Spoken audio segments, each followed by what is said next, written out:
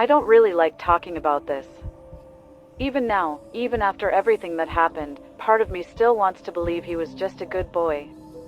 Just confused, or sick. Maybe something neurological.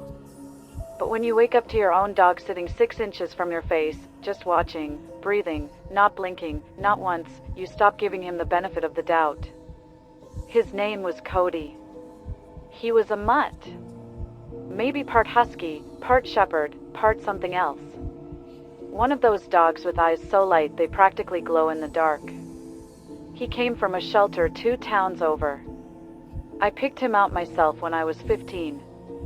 I begged my parents.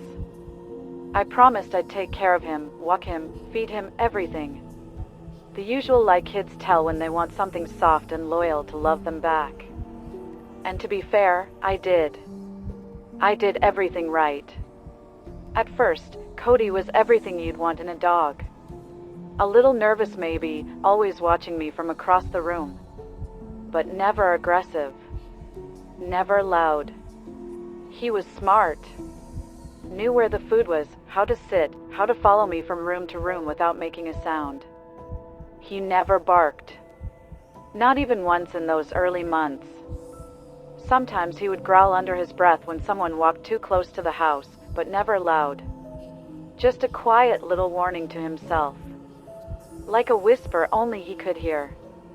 The first time I woke up and saw him staring at me, I didn't think much of it. Dogs do that, right? They love their people. They watch over them. I remember blinking at him in the dark and saying, "Hey, weirdo." His ears perked up, and he turned and padded out of my room like he'd been caught doing something embarrassing. But it didn't stop. It became every night. Around 3 a.m., sometimes earlier. I'd open my eyes and see him sitting at the edge of the bed. Or closer. Sometimes right next to my pillow. Just staring. Ears forward. Body stiff. Like he was waiting for something. I told myself it was just a phase.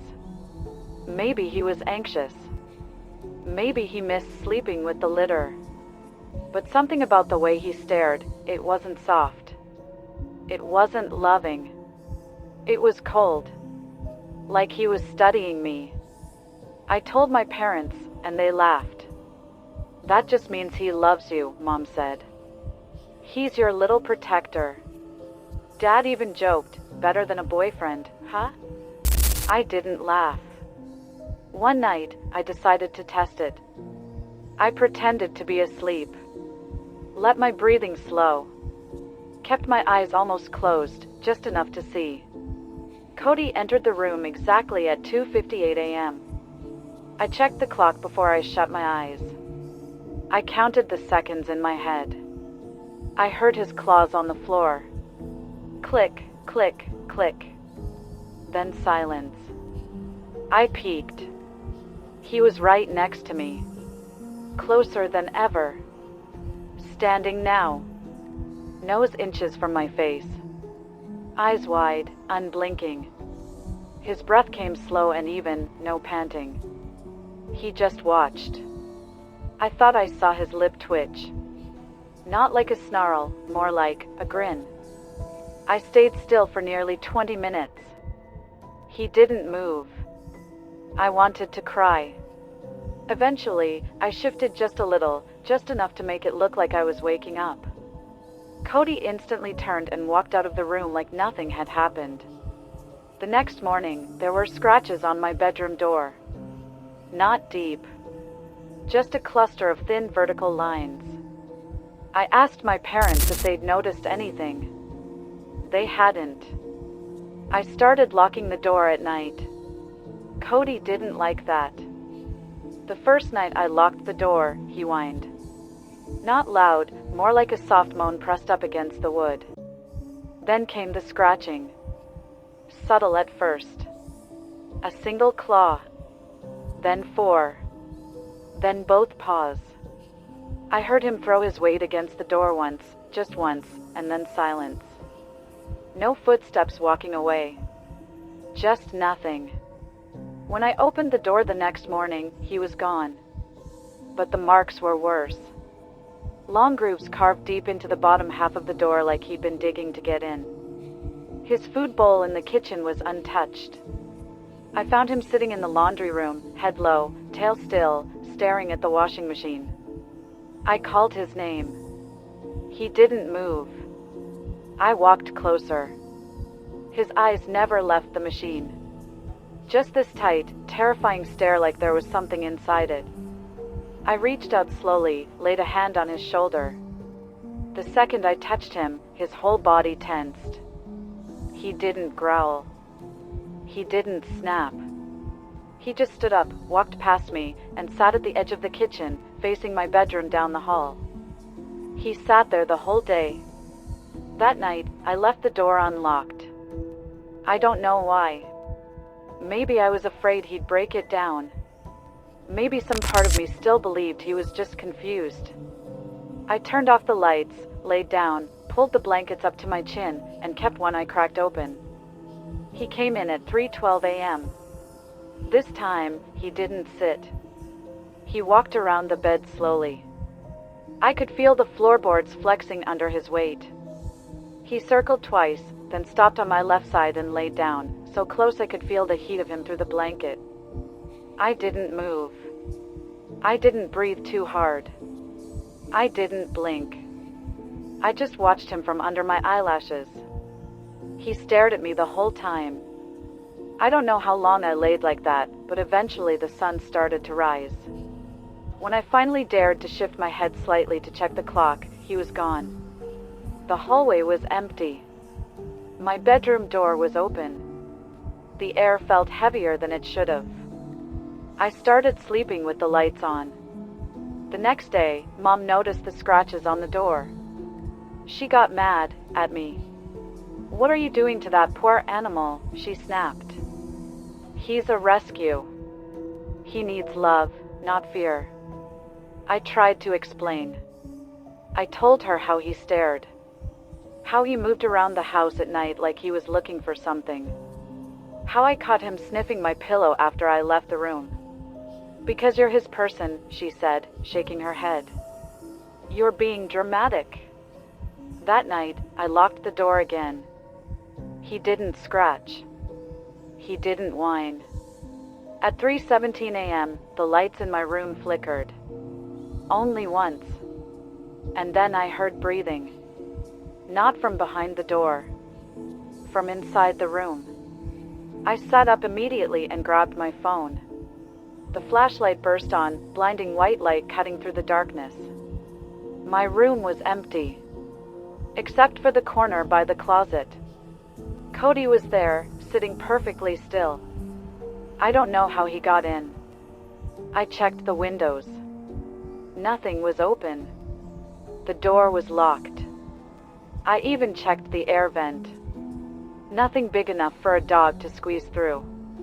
But he was there. He didn't even blink at the light. Just stared at me. I could see his chest rising and falling, but the breathing didn't match. It was too slow. Too controlled. I said his name. He stood up. Not quickly. Like he was waiting for that cue. I scrambled out of bed and backed against the wall. My flashlight stayed trained on him, hands shaking. He didn't growl. He didn't bark. He took one step toward the bed.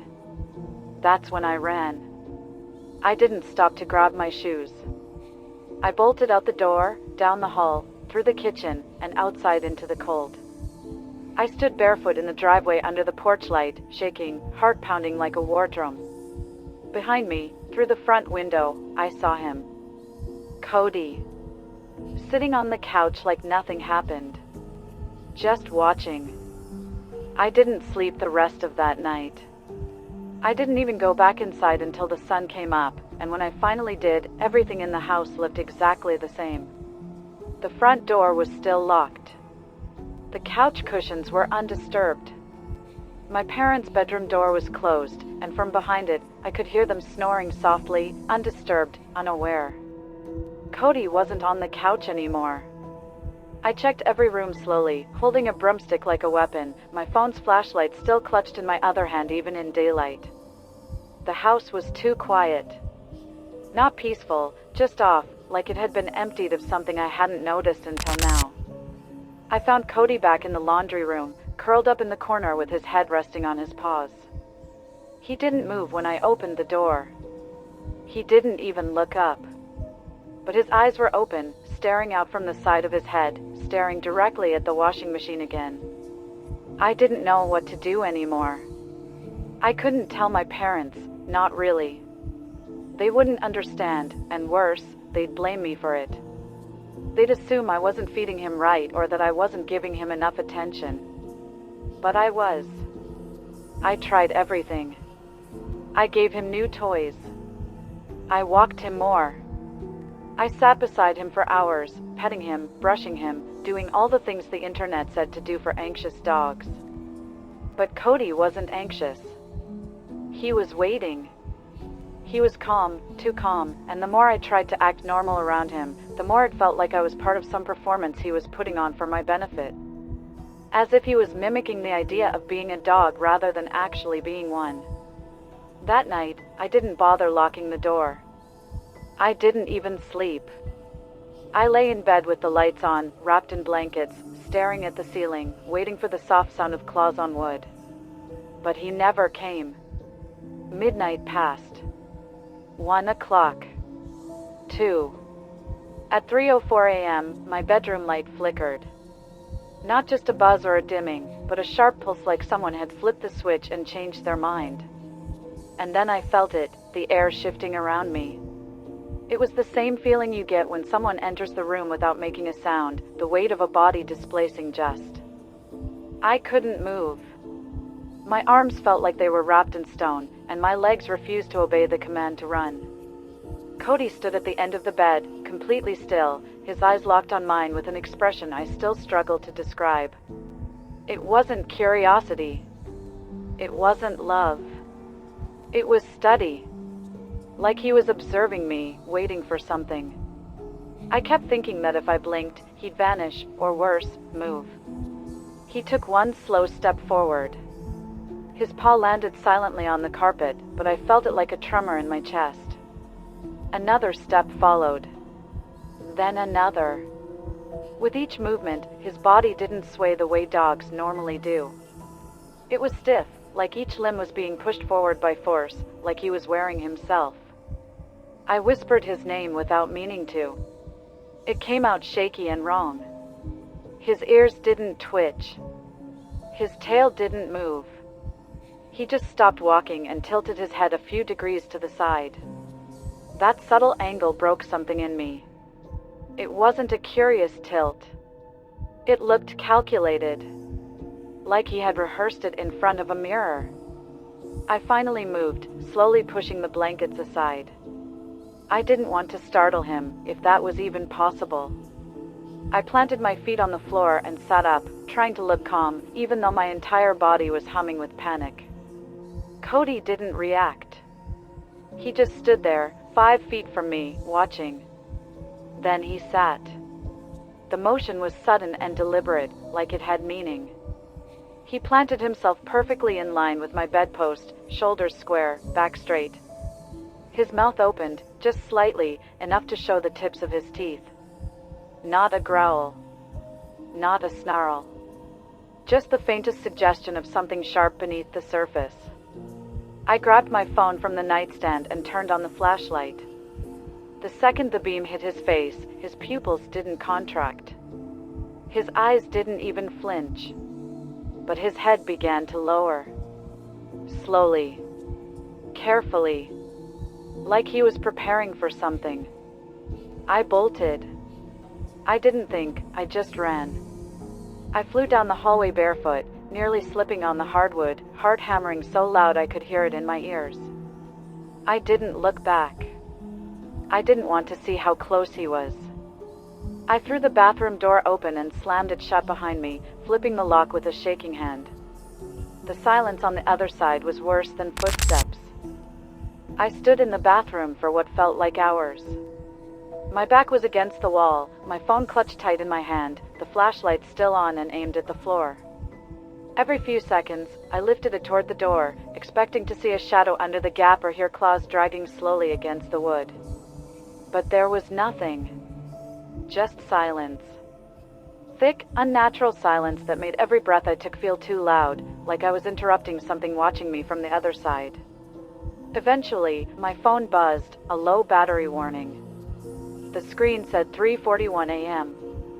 I had no idea how much time had passed. It could have been minutes or a full hour. Time didn't move right when you were scared like this. I crouched down and sat on the cold tile floor, trying not to cry. I kept telling myself it didn't make sense. That Cody had never hurt me. That maybe I was tired, imagining things, maybe even sleepwalking. But I knew better. My body knew better. The fear wasn't new. It had been building for weeks. I just hadn't wanted to name it. I must have fallen asleep. I woke up to the soft light of morning slipping under the bathroom door, casting a faint gold line across the floor. My phone was dead. The flashlight had long since gone out. I listened. No sound. I opened the door slowly, inch by inch, afraid of what I might find on the other side. But the hallway was empty. My bedroom door was wide open. The house smelled like dust and wood and something faintly metallic. Cody was in the kitchen, sitting beside his empty food bowl. When he saw me, he stood and wagged his tail, just once. His head tilted slightly again, the same exact angle as the night before. Rehearsed. Perfect. His mouth opened into a soft pant, tongue lolling. He looked so normal, so dog-like, that I almost questioned everything. Almost. I walked past him without a word. He didn't follow. I took a shower. Got dressed. Ate toast I couldn't taste. When I came back, he was sitting in front of my bedroom door, like a statue on guard. He didn't move when I approached. He didn't move when I reached for the handle. When I opened the door, I froze. The blanket on my bed was torn. Not ripped with teeth or shredded with claws, torn down the middle, cleanly, like it had been sliced with something thin and deliberate. There was no fur, no mess, just that single tear from the foot of the bed to the top.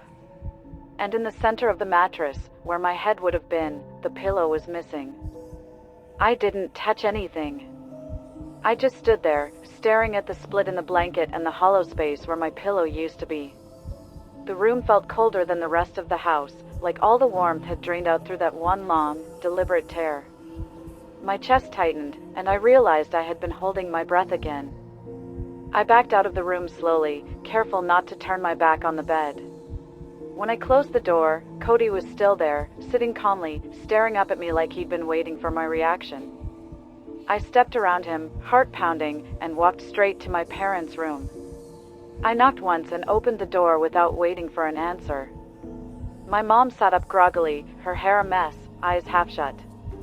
My dad mumbled something and rolled over. I didn't even know what I was going to say. I just needed someone else to see it. To see him. But the words stuck in my throat. My mom blinked at me and asked if I was okay, and I lied. I nodded and said I just didn't sleep well. She offered me Tylenol. I went back to the kitchen and sat at the table. Cody followed me this time. He sat beside my chair, looking up at me. When I glanced at him, he wagged his tail, twice. His mouth opened in a slight pant, and for a second, he almost looked like the dog I brought home from the shelter. But I couldn't forget the way he had moved the night before. I couldn't forget the clean tear down my blanket, or how my pillow had disappeared without a sound. That day, I searched the whole house for the pillow. I checked the laundry room, the basement, the garage. Nothing. It was just gone. That evening, I sat outside with Cody's leash in my hand, but he didn't want to go for a walk. He just sat in the doorway, looking out at the street like he was waiting for something to arrive.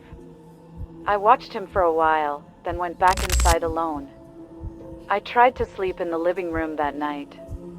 I brought a blanket and curled up on the couch with the TV playing some low-volume cooking show for comfort. Around 2:45 a.m., I started drifting off. I remember the sound of a knife chopping onions, the sizzling of butter. Then the screen blinked to black. Just for a second. When it came back on, Cody was there. Not outside the room. Not pacing in the hall. He was standing in front of the TV. At first, I thought I was dreaming. The room was too quiet. The air too still.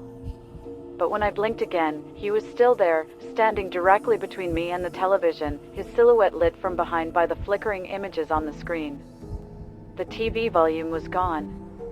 No sizzling, no chopping, no music. Just Cody's shape, tall and stiff, casting a shadow that stretched over my knees. He didn't move. Didn't twitch. His head was angled low, not like he was curious, more like he was listening. And that's when I realized something I hadn't before. His chest wasn't rising and falling. He wasn't breathing. I didn't scream. I didn't move.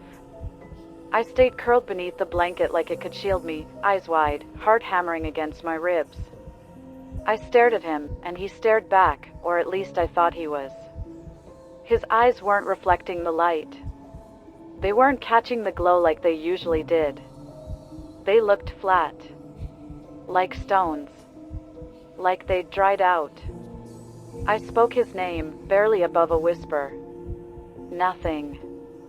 I said it again, a little louder. That's when he turned his head, slow, mechanical, almost robotic, and walked away.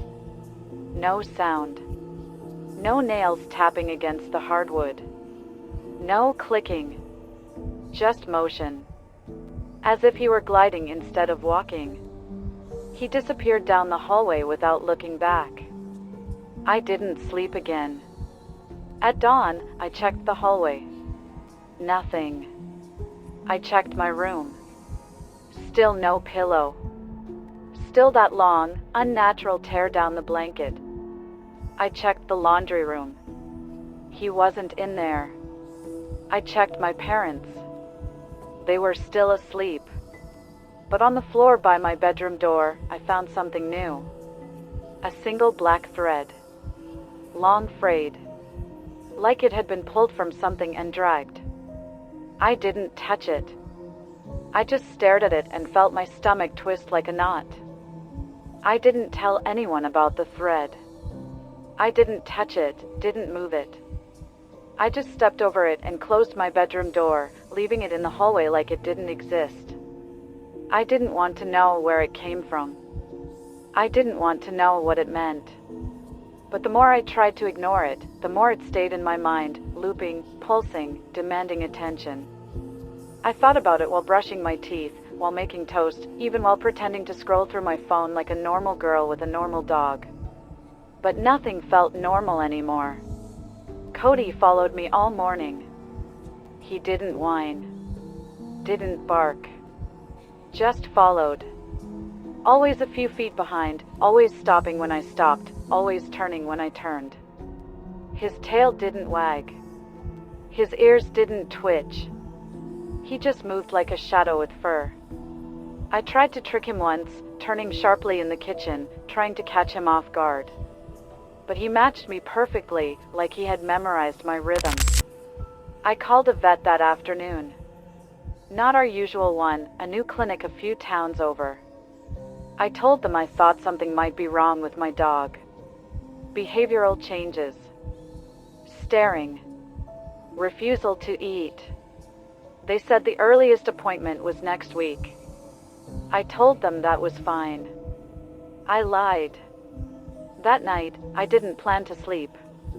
I took a Red Bull from the fridge, put on 3 layers of clothes, and locked myself in the bathroom again. I sat on the cold tile with the light on and a hammer beside me. I don't know why I grabbed the hammer. It made me feel like I had a line between me and whatever was happening. Like I had a say in whether or not I got to keep breathing. But at 3:18 a.m., the light flickered anyway. The temperature dropped, and then came the sound. A scratching. Not at the door, but beneath the floor. I pressed my hand to the tile. I could feel it, tiny vibrations, rhythmic and pulsing, like claws dragging slowly across the underlayer of the house. Not wild or frantic. Just steady. Controlled. Almost patient. I stayed there for hours. The scratching stopped around sunrise. When I opened the bathroom door, the hallway was empty. But my bedroom door? It was open. The door hadn't just been nudged open, it had been pushed all the way. The knob left a faint mark on the wall, like it had been swung with purpose. I stood at the end of the hallway, staring into the room, too afraid to walk closer. From that distance, I couldn't see much, just a corner of the bed and part of the floor. But I could feel it. Something had changed in there. The air was heavier, the kind of heavy that wraps around your chest and makes it hard to breathe. I took a step forward, slowly, barefoot on cold wood. The floor creaked, and it echoed louder than it should have, like the sound had nowhere to go. I reached the threshold and leaned my head in, just enough to look. The bed was stripped bare. No blanket. No sheets. The mattress was bare and discolored, like something had soaked into it and dried overnight. And right in the center, where my pillow used to be, was my phone. It was turned off, face down, but it wasn't there when I went to sleep. I hadn't even had it with me. My hands started to shake. I walked in, picked it up, and turned it over. There was something etched into the back of the case. Thin lines. Not scratched, but carved. With something sharp. It wasn't a word. Not a symbol. Just a circle. A perfect, clean circle, no larger than a coin. I didn't understand it. But I knew I was supposed to. I backed out of the room and went straight to the laundry room. Cody was there. Sitting in the same corner. Watching the washer. But this time, the washer door was open. And inside, nestled neatly in the drum, was my pillow. I stared at it for a long time. The fabric was clean. Too clean. It looked like it had never been used. But I knew it was mine. I recognized the stitching on the edge. I remembered pulling that loose thread out months ago while watching Netflix. Cody turned his head slowly toward me. No growl. No bark. Just that same blank stare. And I swear to God, he smiled. I didn't scream. I didn't cry. I just stared at him, and he stared back. For the first time, I felt something settle deep in my stomach, colder than fear. Colder than confusion. It was understanding. I realized that Cody had been waiting for me to see it. Whatever it was. That the long nights, the watching, the stillness, it wasn't random. It wasn't a glitch in behavior. It was a pattern. A ritual. A slow, measured conditioning. And I had followed every step without knowing. I stepped back and shut the laundry room door. I turned the lock. I knew it wouldn't matter. That night, I didn't try to sleep. I unplugged the TV. Sat on the living room floor with all the lights on. I had my phone in one hand and the hammer in the other. My heart beat so loud I thought it might shake the windows. Every tick of the clock dragged me closer to 3 a.m. At 3:13, the lights blinked. At 3:14, the washer turned on. No one had touched it. I ran to the laundry room, threw the door open, and found Cody sitting directly in front of the washer, watching it spin. The pillow was gone. The machine was empty. He turned his head toward me. Slowly. Silently. Still smiling. Then he stood. He walked past me like I wasn't even there. His body brushed mine, and I swear I felt something cold in his fur. Not wet. Not sticky. Just cold. He didn't go to the kitchen, or my room, or the couch. He went to my parents' door. He sat in front of it, perfectly still, and then he growled. Low, long quiet. The first sound I'd heard from him in weeks. I ran. I slammed the laundry door shut, grabbed my car keys, and didn't even bother with shoes. I drove barefoot, shaking, crying, engine screaming through intersections and red lights. I didn't stop until I hit the next town. The shelter didn't believe me. They said I must have had a breakdown. That trauma can manifest in strange ways. They checked his adoption file, nothing unusual. Clean health record. Behavioral notes marked loyal, quiet, intelligent. They asked if I'd like to surrender him. I said no, because I never went back. I don't live there anymore. I haven't seen my parents in months. They say everything's fine. That Cody's still there. They say he sleeps at the foot of their bed every night. I don't know how to tell them that he doesn't sleep. He watches. And sooner or later, he moves.